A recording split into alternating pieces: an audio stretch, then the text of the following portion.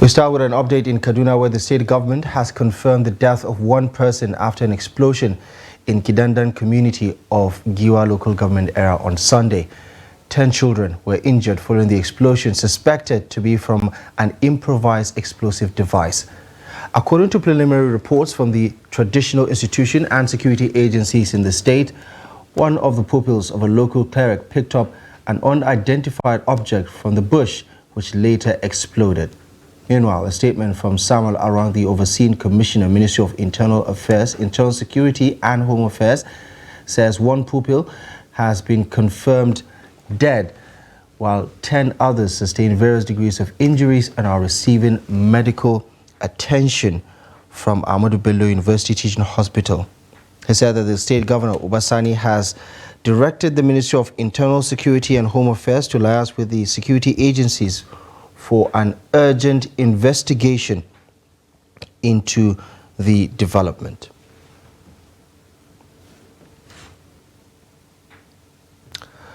Let's cross over to Kaduna now, where Daily Trust reporter is standing by to talk to us. We're speaking to Mohammed Yaba, who is in Kaduna at this hour. Mohammed Yaba, good afternoon, and thank you very much for joining us. What more have we learned about this explosion, and what are the authorities saying about it?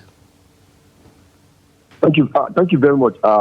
Presently, since the incident happened 2 days ago, where, as you mentioned, 10 children were said to have been injured, one of them dead, but most of them are presently receiving treatment. That is the injured, presently receiving treatment at Shika General Hospital in Zaria.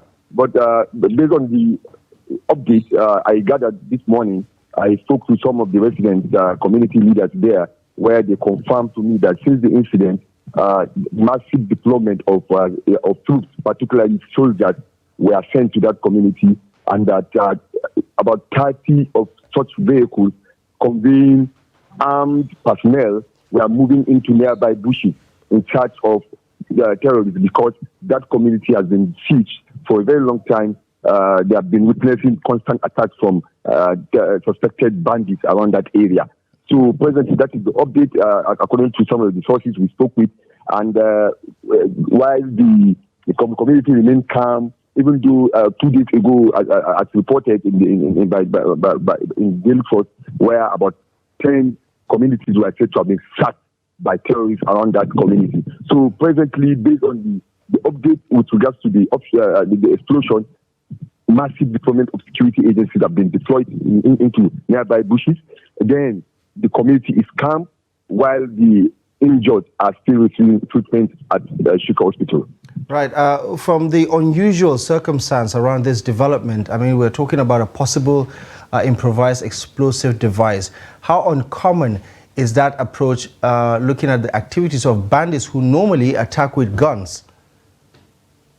Well, actually, for a very long time, operations, security forces have been carrying out or conducting operations around that area for a very long time. So, according to some of the residents we spoke with, they are suspecting that maybe they were as a result of the massive, maybe airstrike operation being carried out in bushes that led to one. But for now, it is yet to be confirmed what actually was that object and where. Who owns that object. Only that as we said, the children who happens to be Almajiris, that is Islamic people in that community, went to fetch in search of firewood in the nearby bush, where they picked up that object and took it to their houses and were playing with it, and only nobody knows and according to the residents, most of the elders were not aware that they picked up the object from the bush until it gets deteriorated, that led to the injured, that led to that injury. So presently, nobody will say where who owns the object, although the state government said that the state government, the state governor has directed the security agencies to conduct investigation to what really happened on that very day. And when I contact one of the community leaders today, he also said that this is the first incident of such that happened in that community there. So that is why we are all surprised and we are all shocked. with what really happened. So this is the first incident in that community. Right. Mohammed Yaba, thank you very much for the update. I'm sure when the investigations conclude, we will have a lot more details about the circumstances of that unfortunate incident that led to the death of one pupil as a result of that explosion. For now, thank you very much for the update, Mohammed Yaba. Right, that was Daily Trust reporter in Kaduna giving us an update on the developments around the explosion in Kidandan community in Kaduna that led to the death of one student as a result of an possibly improvised explosive device that the students reportedly picked up in the bush. In other developments, Oyo State Governor Seyi Makinde says 90% of the victims of last Tuesday's explosion in Ibadan have been discharged from hospital. Governor Makinde disclosed this on Sunday while giving an update on the incident. The governor commended security agencies in the state for maintaining law and order in the aftermath of the development, as well as residents who have been complying with directives from the security agencies. He said the medical team of the Emergency Operations Center, in company of the Commissioner for Health, visited 2 of the hospitals where victims from the incident were taken to, and confirmed that over 90% of the victims have been discharged. While confirming that the death toll from the incident currently stands at 5, Governor Makinde also says search and rescue operations have ended at Dejo Oyelese, close site of the explosion, noting that recovery efforts have begun.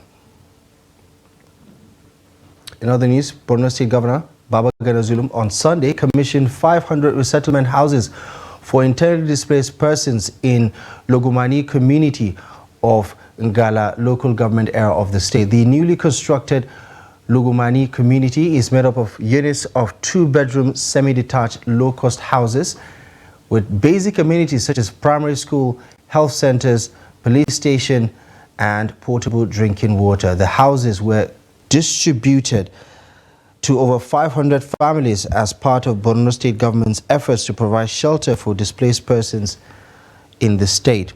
Logomani residents were displaced as a result of activities of Boko Haram insurgents in Borno. They were previously taken refuge in Dikwa, Ngala, and other communities. The governor, in his address, gave assurance that his administration will not relent in providing basic services to the people of Borno State. Governor Zulum also distributed livelihood support packages to returnees that were displaced for nearly a decade by the Boko Haram insurgency. A woman in Bauchi State has appealed to the Inspector General of Police, Kayode Egbetokun, to investigate a complaint she brought against a serving deputy immigration superintendent on allegations of rape. The woman, in an interview with Trust TV, decried the reluctance of the Bauchi State Police Command to take action on her case. Trust TV's Adamu Imam tells us more. The victim, a mother of 2, still in trauma after the police failed to investigate her complaint. Instead, they arrested and detained her husband Yusuf Samaila, allegedly on defamation of character. Frustrated by poor response from the Nigerian police, she approached a human rights organization, African Child Development and Human Rights Protection Bauchi, as well as legal practitioners seeking for justice.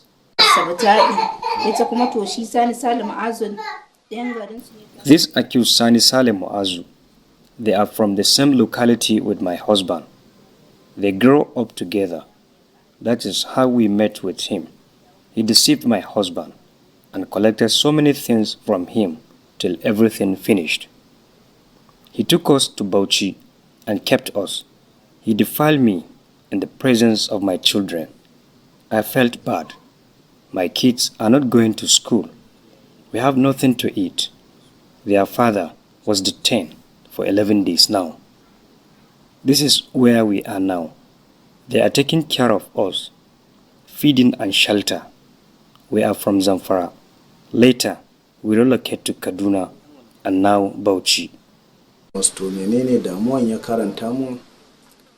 They approached me and I gave them place to stay because we don't know who can render help to us in the future. She has 2 small children. She is a woman. If she is a man, it will have been different entirely. He can be anywhere. But a woman needs protection. Anything can happen to her while she is in trauma.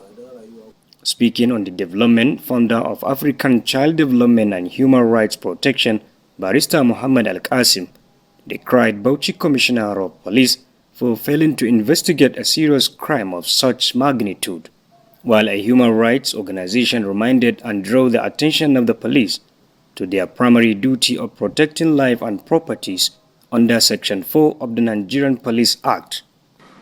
To call or draw the attention of the Commissioner of Police, Bauchi Command, to rearrest the suspect, investigate properly, and then prosecute in accordance with the provisions and extant laws of Bauchi State and Nigeria at large. Is an issue of great magnitude, not only in Nigeria but in the whole world. Hence the reason why it must be given due consideration and it must be taken with all the kind of seriousness it deserves. Reacting in a statement, the police public relations officer Ahmed Wakil said contrary to the claim of the civil society organization, the Commissioner of Police received a petition from G. Hassan and Co. dated December 12, 2023.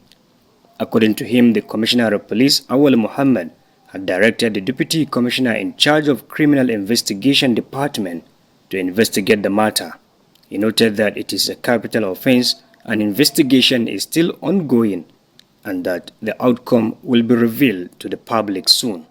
On the arrest of the victim's husband, the PPRO disclosed that the command receives petition from Nazir Umar Chamba against the husband on aiding, abetting, kidnapping, and defamation of character against the rape accused person. Adami Mao, Trust TV News, Bauchi. In other news, the Aerial Consultative Forum has kicked against the planned relocation of the headquarters of the Federal Airports Authority of Nigeria and some departments of the Central Bank of Nigeria from Abuja, the nation's capital, to Lagos, describing the move as a deliberate plot against the northern region. In a statement, its National Publicity Secretary, Muhammad Baba, pointed at a leaked letter to the Minister of Aviation from a contractor to relocate the project for the refurbishing of airport rescue and fire fighting vehicles from Kaduna to Lagos as one of such deliberate attempts to always should change the northern region by some federal government agencies.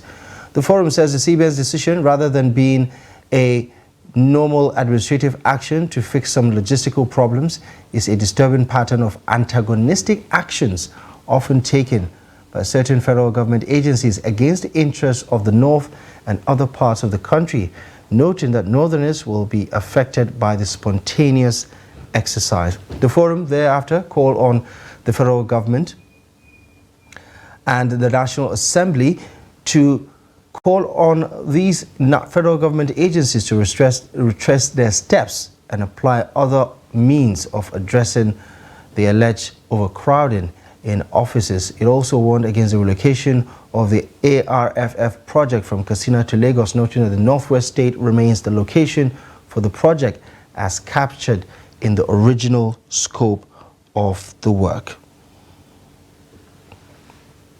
Operatives of the Niger State Command of the Nigeria Security and Civil Defense Corps have arrested 4 suspects in connection with the operation of an illegal petroleum refinery and sale of adulterated petroleum product in Sabon Wuse, Tafa local government area of the state.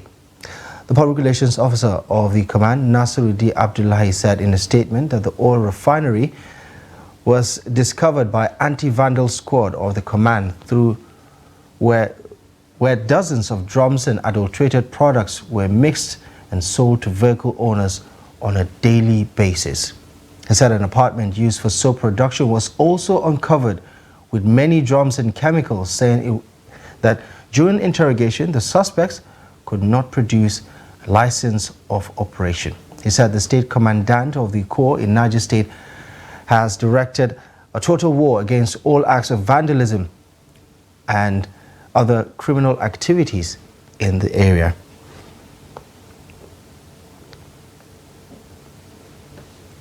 16 people were killed and 4 others injured in a road accident in Makarfi local government area of Kaduna State on Sunday. The accident, which occurred around 12:20 a.m. at Tashar Yari area, involved a bus that left Kano en route Makurdi in Benue State. A statement by the Kaduna State Sector Commander of the Federal Road Safety Corps, Kabir Nadabo, attributed the accident to overspeeding that led to the driver losing control of the vehicle.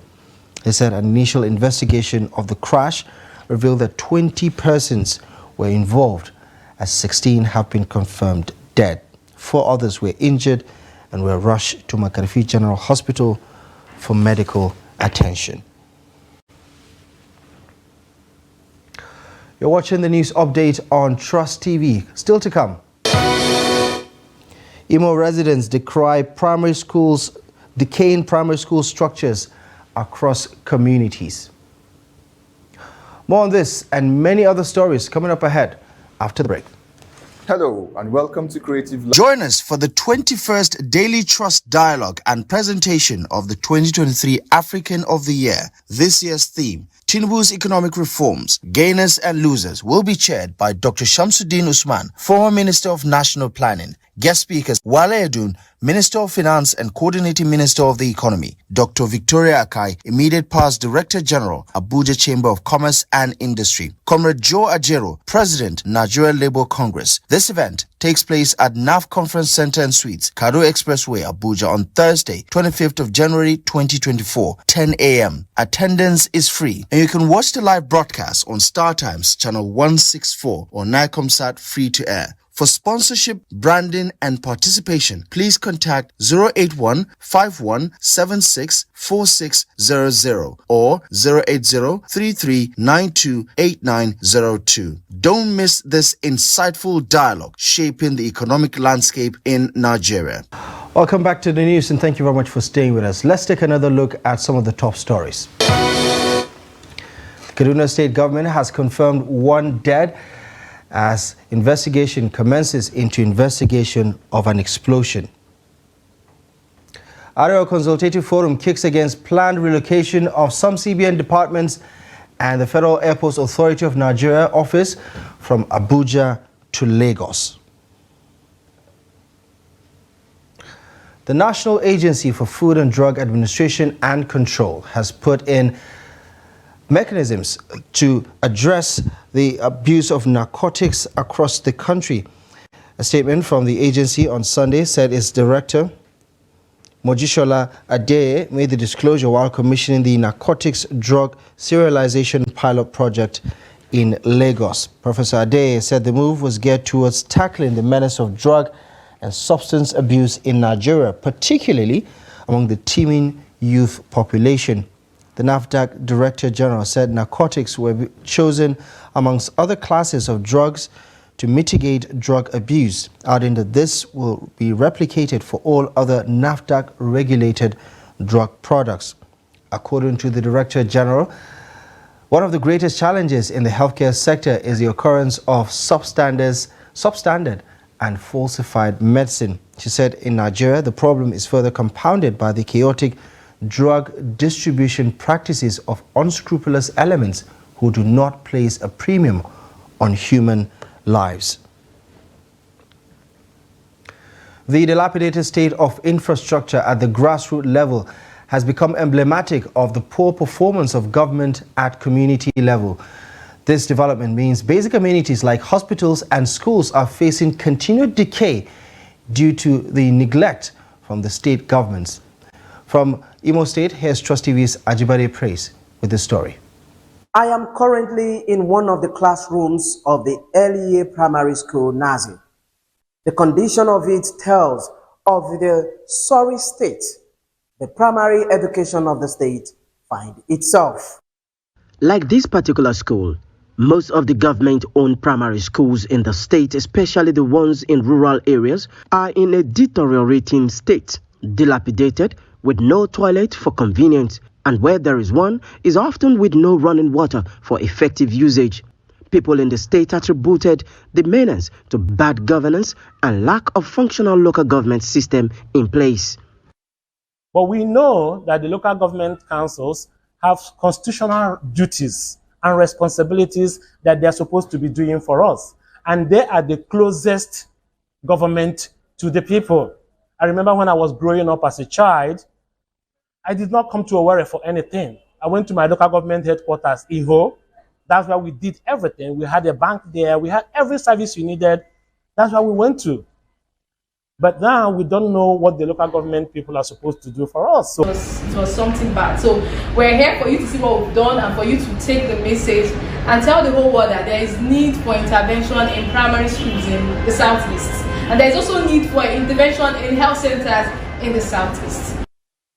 Thus, situation has made most parents and guardians to withdraw their children and wards from the public schools to private ones. Some of the children who are at the receiving end speak on the situation. Look at the rates. It's spoiled and anyhow. No one's fix it. But private schools, once it's spoiled, they fix it. Look at the toilet. They don't have water system. They have toilet too, but they put water, they spoil it. They have chairs, decks. Let them repair everything. Let them be desks, locker, chairs, and water. In this school, I'll make it. I want them to replace the zinc and the water system. We need water in this school. Though there are efforts by the government to salvage the situation, just like this one behind me here, it was recently built for the school, the people of the community are equally hopeful that government will extend their hand to buildings like these and many others that cut across the state. This, they believe, if put in place, will provide the needed conducive environment for the learning of the children. It will also go to better the primary education of the state. Ajibade Praise, Trust TV News, Owerri. Fitch, one of the leading global credit ratings agency, has said that the Central Bank of Nigeria still lacks sufficient foreign exchange to clear the backlog of demand in the country. Director of Middle East and Africa Operations, Sovereigns at Fitch, Gainin Nonyane, who stated this on Sunday in a webinar, also warned that Nigeria's high interest payment to revenue ratio is a key weakness on its sovereign credit rating.